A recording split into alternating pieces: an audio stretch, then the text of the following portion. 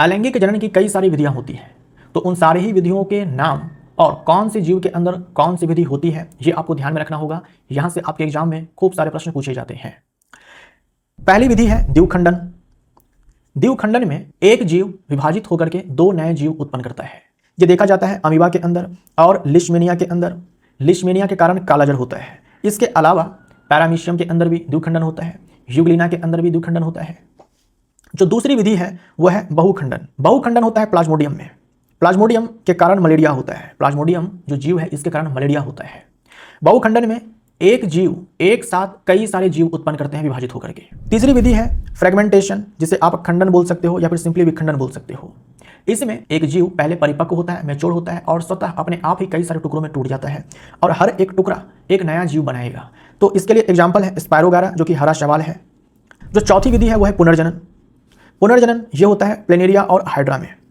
पुनर्जनन में एक जीव अगर कई सारे टुकड़ों में कट जाता है तो हर एक टुकड़ा नया जीव उत्पन्न करेगा।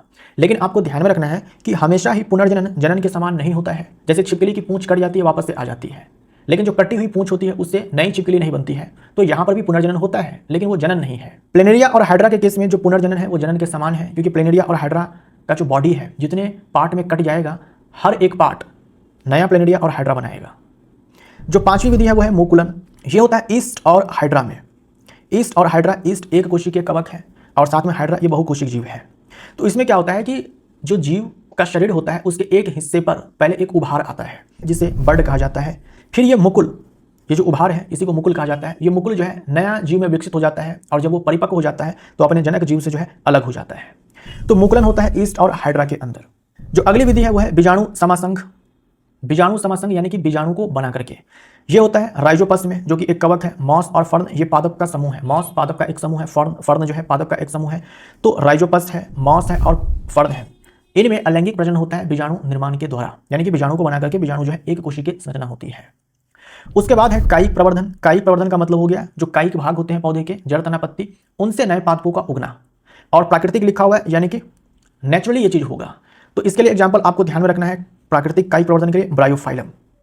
ब्रायोफाइलम की जो पत्तियां होती हैं उसके कोरों पर, उसके मार्जिन पे जो है कुछ बर्ड जो है डेवलप होते हैं। फिर वो बर्ड जो है टूट करके मिट्टी में गिर जाते हैं और फिर जहां पर वो गिरते हैं वहीं पर नए पादप ब्रायोफाइलम के उग जाते हैं। इसके अलावा कृत्रिम कायिक प्रवर्धन होता है। कायिक प्रवर्धन का मतलब जड़, तना, पत्तियों से नए पादपों का उगना। कृत्रिम कायिक प्रवर्धन में 3 अलग अलग विधि हैं, जिसे लेयरिंग कहा जाता है, दूसरे को कटिंग कहा जाता है और तीसरे को ग्राफ्टिंग कहा जाता है। तो कृत्रिम कायिक प्रवर्धन जो है 3 प्रकार के होते हैं, लेयरिंग, कटिंग और ग्राफ्टिंग।